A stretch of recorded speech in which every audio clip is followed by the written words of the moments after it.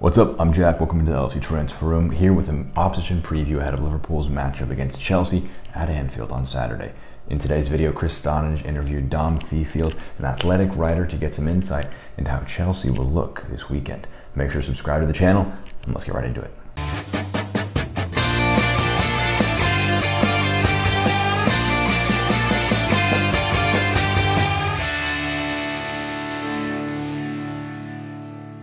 So Liverpool and Chelsea have had a very similar starts to the 2021-2022 season, with the exception that Chelsea are winners of the European Super Cup. Liverpool and Chelsea both won their first match 2-0 and their second match 3-0. They head to Anfield with unless a draw happens, one team is going to have to diverge in their path this season. The biggest change for Chelsea after their Champions League win was the addition of Romelu Lukaku up front. So Dom explains how he's changed the way that Chelsea can play their style. With the greatest respect to Arsenal at the moment, they're not in the best of form. So Liverpool away is the first sort of collision with a fellow contender for the title, and they will arrive buoyed. Yeah, definitely. They're still adjusting to life with Romelu Lukaku back in the fold, but I think they're enjoying having him around, and the sense at the moment is very much that Lukaku has thrust them into the position of contenders for the Premier League. I know they're reigning European champions, and many Chelsea fans would argue that they achieved quite a lot last season on the basis of the European Cup, but it's about Premier League title challenges this year, this time round, and Lukaku was the missing link. He is the last piece in their jigsaw, if you want to use a tired cliche like that. Virgil van Dijk coming back from injury means there's going to be a great physical duel between Van Dijk and Lukaku. It's going to be a great match, and one thinks Dom is going to be very close. Look, he'll cause them problems because he's Romelu Lukaku, and he's a player at the peak of his powers. He's definitely come back to England a better player now than he was when he left for Inter Milan from Manchester United a few seasons back. He's definitely learnt from Antonio Conte. His hold-up play is better. His touch looks better from what we've seen so far. However, let's be realistic. The challenge that he faces at Anfield is very, very different to that they confronted at the Emirates.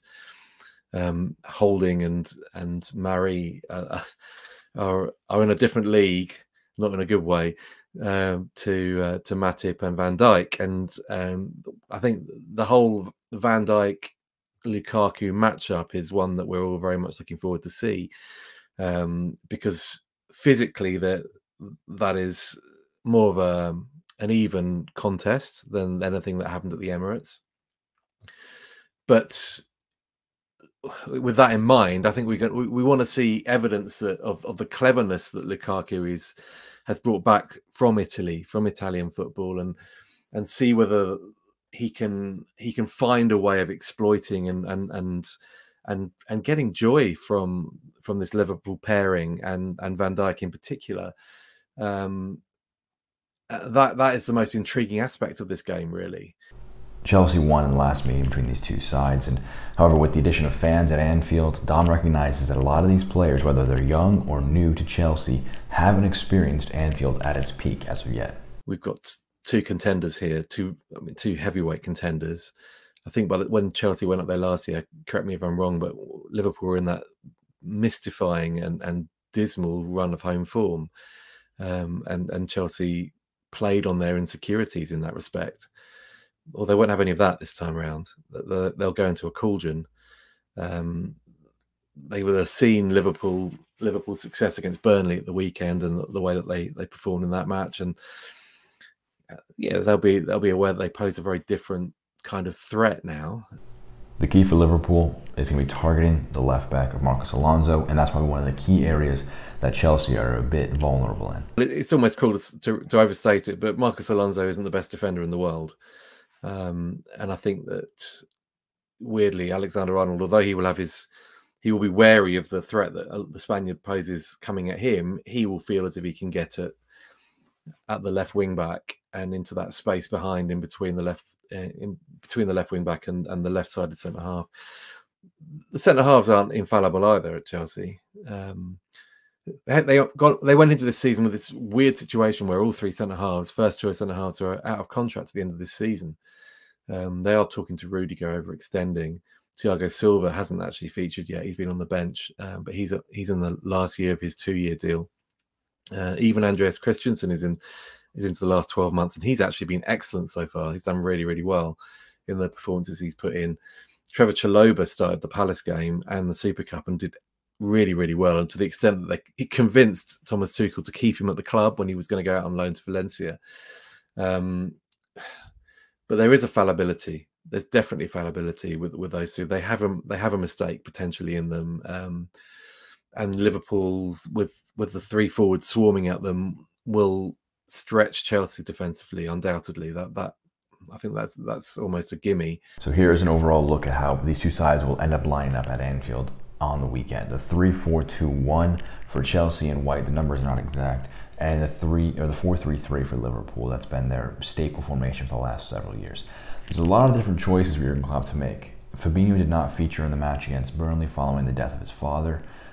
So whether or not he will be able to play in this match emotionally, whether or not he's ready fitness-wise, remains to be seen. If ready, he is the #1 choice guy, trying to help cut off the passing lanes to Romelu Lukaku and the fellow forward options for Chelsea. Now, looking at the options behind them, it could be Havertz, it could be Werner, it could be Mount, it could be Ziyech, a lot of different forward options for them. One of my things I'm afraid of is Timo Werner's ability to run in behind if he's able to use the hold-up play of Lukaku to pin a center back and make runs in behind for long passes from Jorginho. That's one of the areas that Chelsea really could try and take advantage of. The midfield is another interesting area for Liverpool to decide on. Will it be Naby Keita to maintain his place for a 3rd consecutive Premier League match, or would, say, a Thiago come into the match in place of him?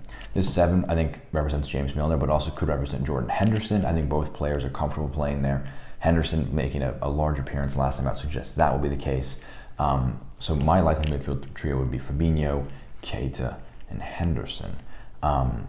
But remains up in the air. I also have a number 14 tile, so apologies for that, I guess.